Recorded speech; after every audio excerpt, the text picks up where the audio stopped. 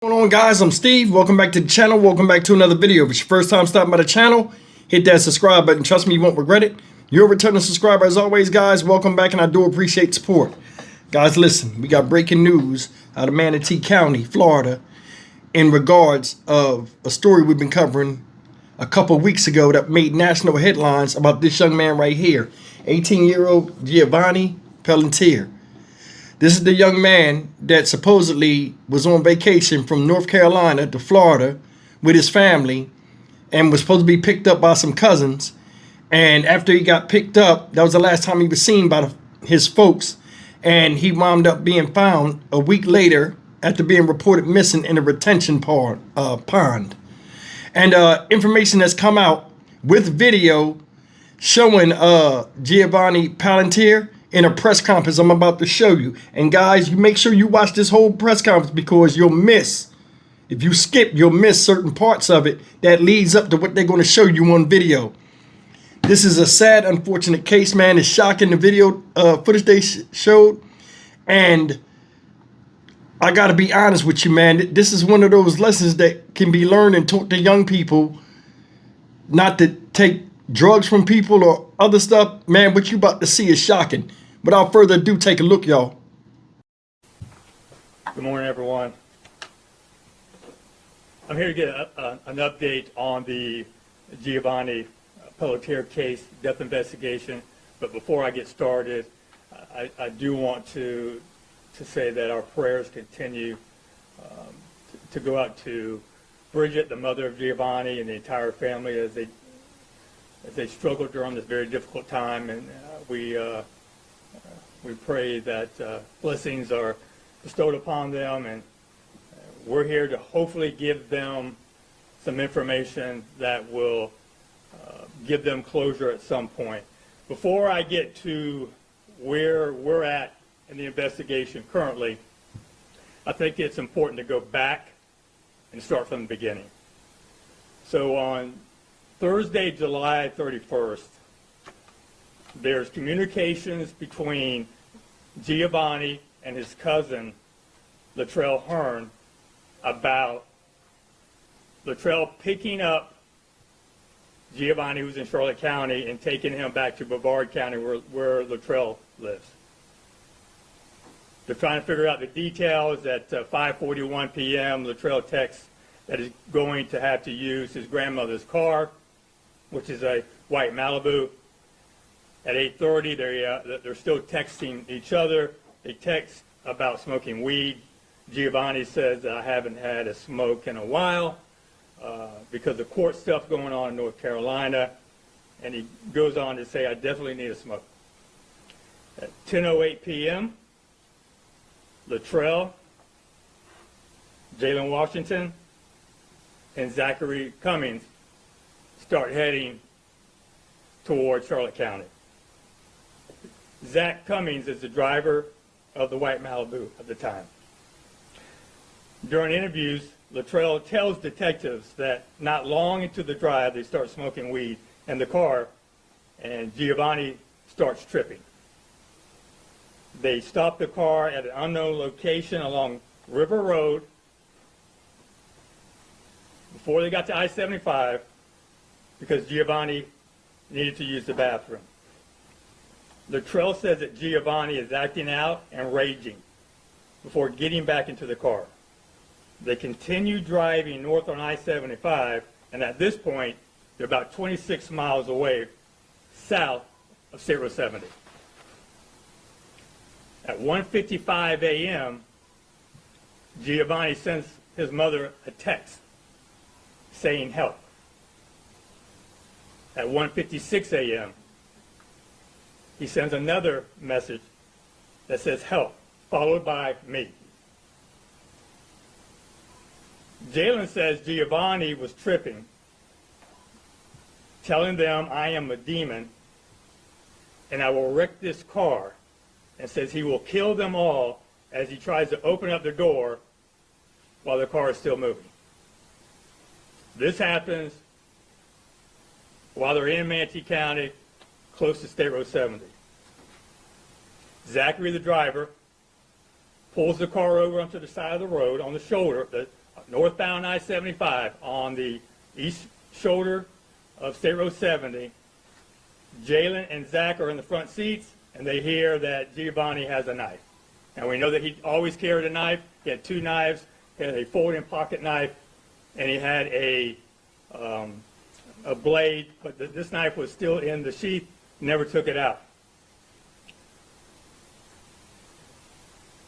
They said that Giovanni gets out of the car and begins running southbound in the southbound lanes of I-75. They see him in the middle of the northbound lanes and almost get hit by a truck. This is the last time they see him. He left behind his backpack and cell phone, so they took that and placed it onto the side of State Road, or I-75 at State Road 70 at the entrance ramp on the east side. At 2:26 a.m., Luttrell calls his grandfather to let the grandfather know that Giovanni got out of the car. At 2:27, Luttrell calls Bridget, Giovanni's mother, but there's no answer. We know that they continue northbound on I-75. We have them stopping at the Flying J truck stop in Hillsborough County off the I-4, and you can tell by their phones that they eventually make it home to Brevard County.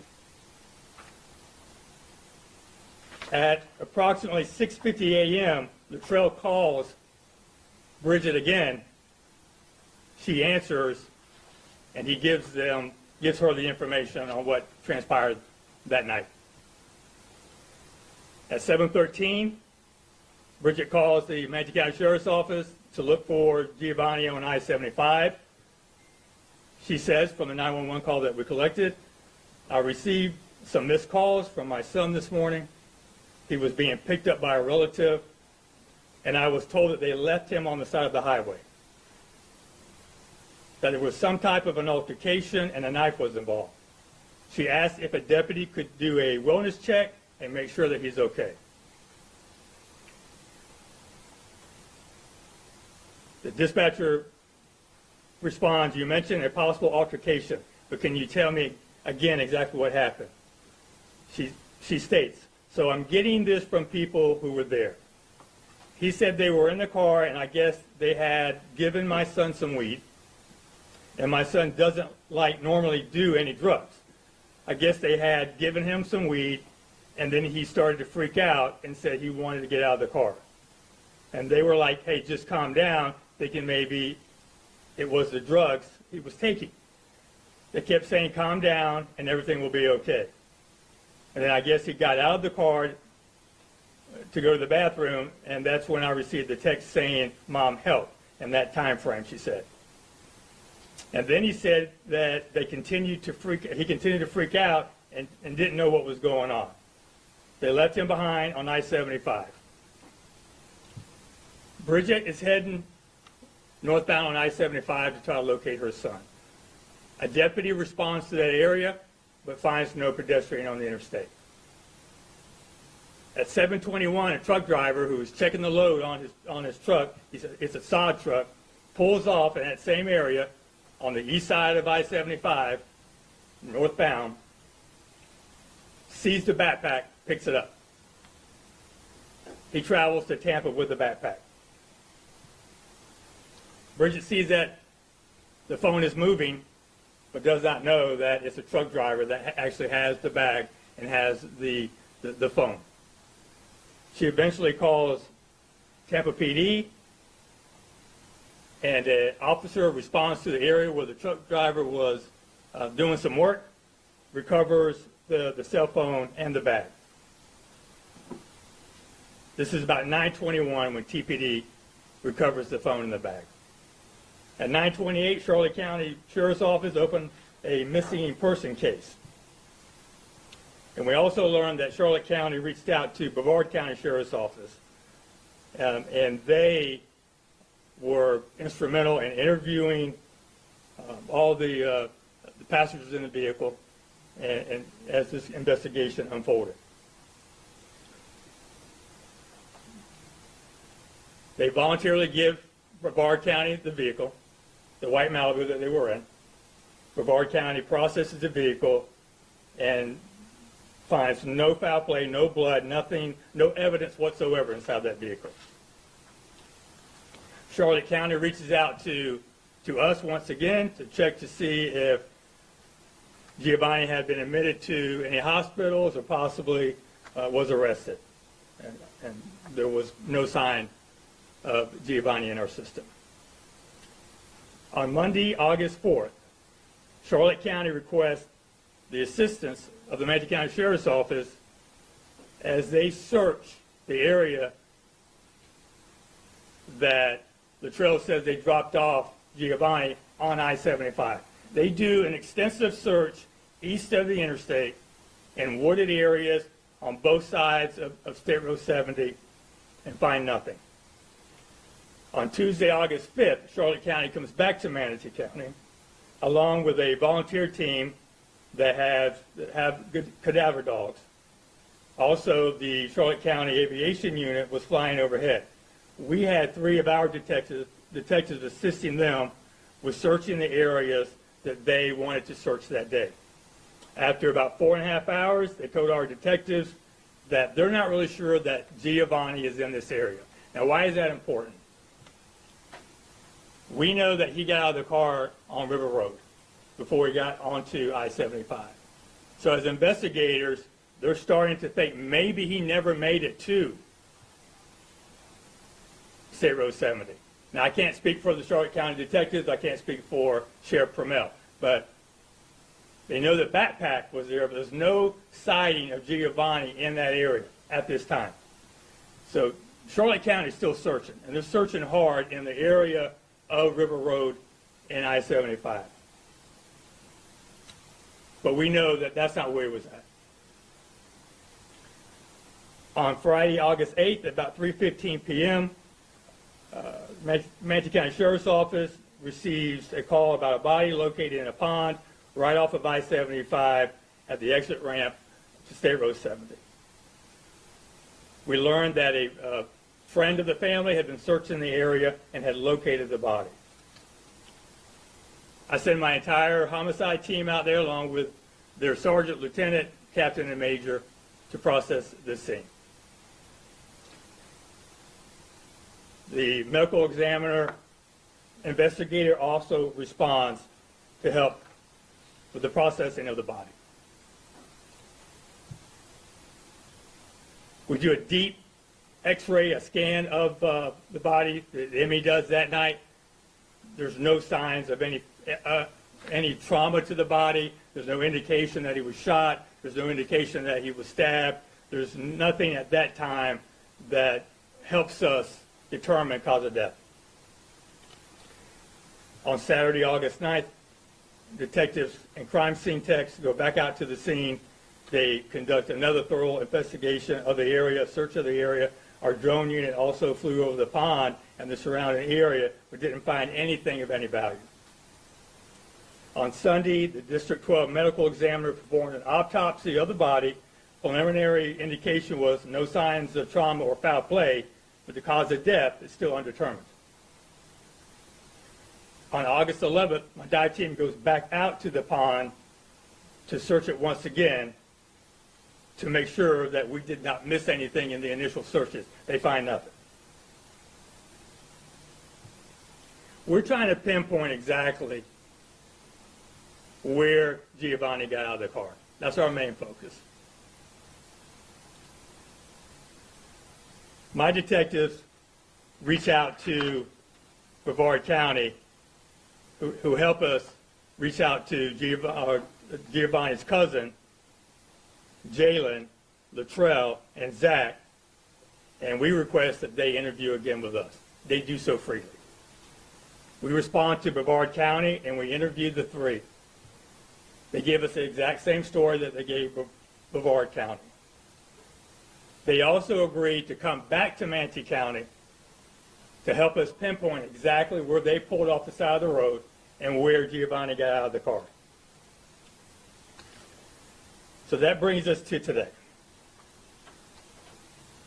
We started reviewing all of the FDOT cameras in the area. This is complicated at times because these cameras, they will move at certain parts of the day. They're not always focused on one particular area. So we started to do our best to locate any movement whatsoever that would give us an indication that Giovanni was alive at that time. And we found Giovanni at about 2:18 a.m. on the night in question on I-75, and we want to show that video now.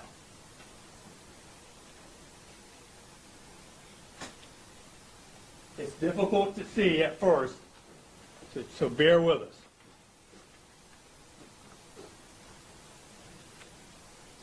Sir. Yep.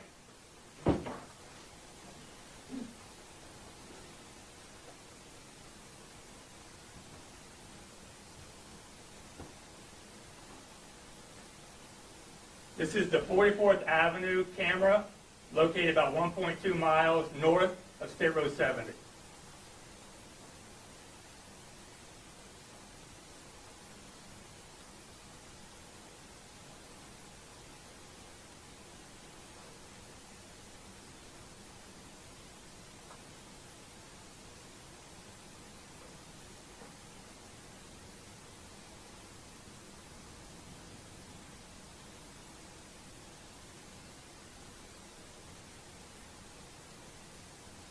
Right here, it's hard to tell, but you can see some movement over here on these are the southbound lanes. He's coming across right here. You see a truck having to get out of the way.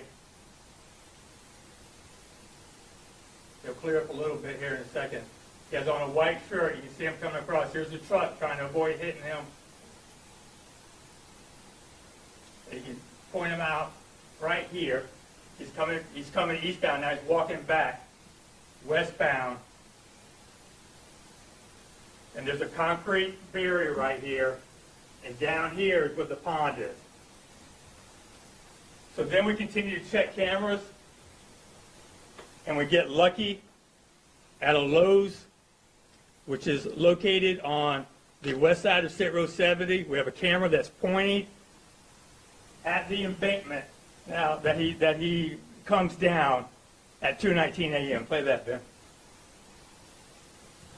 And I want you to stay focused right here.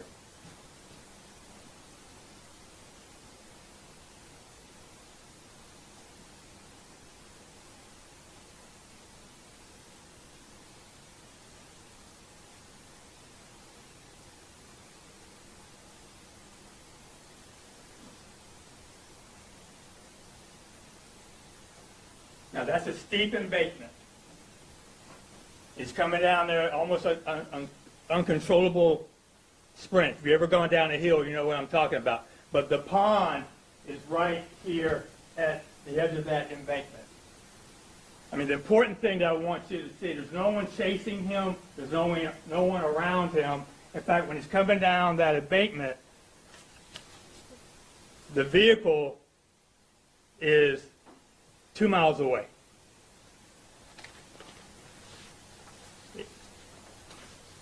So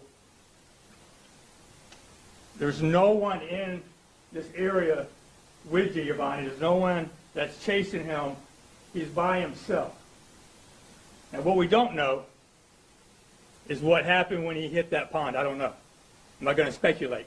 The death is undetermined. So we know that we don't have anyone that comes down that embankment after him. They don't look for him. He's there, we believe, until he was located by the family friend on Friday, the 8th. We really don't know what happened once he got into the pond. And once again, anything that I say would be pure speculation. We're still waiting for the ME to determine the cause of death, and we're also still waiting for the toxicology. So we don't have all the answers. We know this is the last sighting of him that night.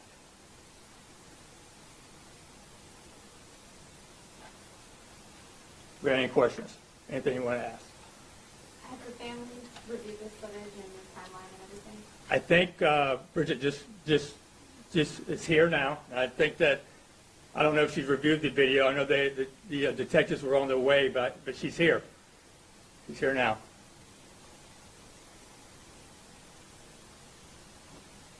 Sheriff Wells, could you remind me again, were all three individuals in the car, are they all cousins of Giovanni? No, I know Latrell is a cousin, and I think that Zach is definitely not, and I think that Jalen's just a good friend. Okay, so Zach and Jalen are good friends. Yeah. Was the driver of the car, was he under the influence? Not that we know of. Okay. We have no indication of that. Okay. Sheriff, can you talk about, we know that Charlotte County was the lead investigative agency in this. How hard is that when Manatee County was just a stop and we don't know at that point so early on that his actions? Yeah, I mean, our detectives were working with them, and Charlotte County was keeping us up to date, and, you know, we searched with them on that, on the 4th and the 5th.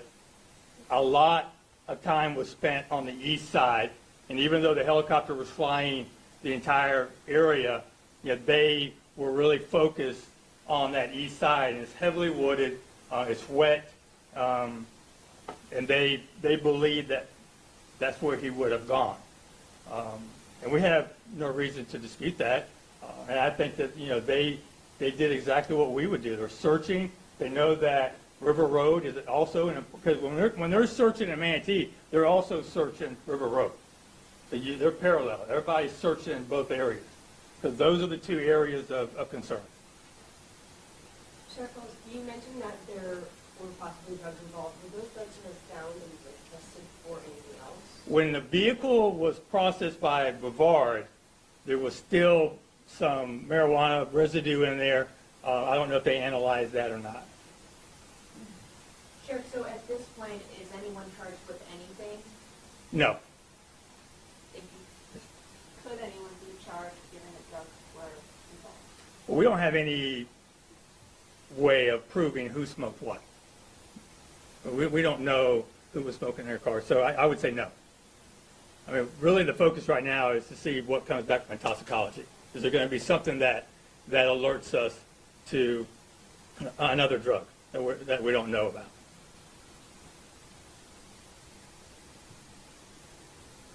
Any more questions? Yes.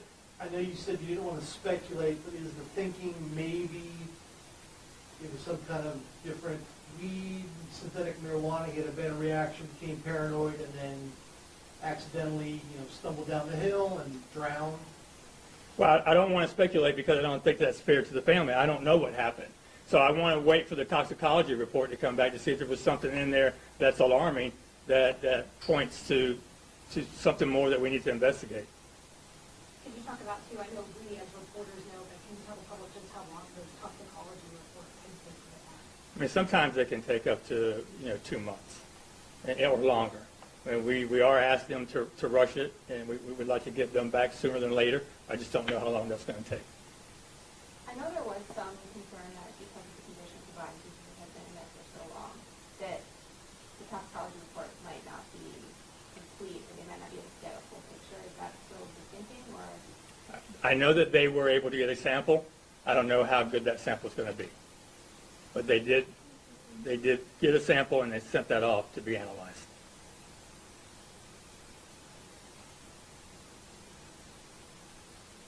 Anything else? One more. Yep. Is it possible he got clipped by the vehicle and maybe it doesn't show that, but he was hurt and then went down the hill? We can only go by the medical examiner's report that it doesn't indicate that there were any injuries to the body. I mean, we know he was very close to being hit, a couple of times, but we didn't see any trauma to the body, and I don't think the ME did as well. Thank you. And it sounds like with this, just from hearing you talk and from hearing other stuff from Charlotte County Sheriff's Office, or Brevard County Sheriff's Office, those in Brevard have been fully cooperative. They were very cooperative with Brevard and with us, and like I said, they came back to Manatee County on their own to help us pinpoint where they pulled off on the side of I-75.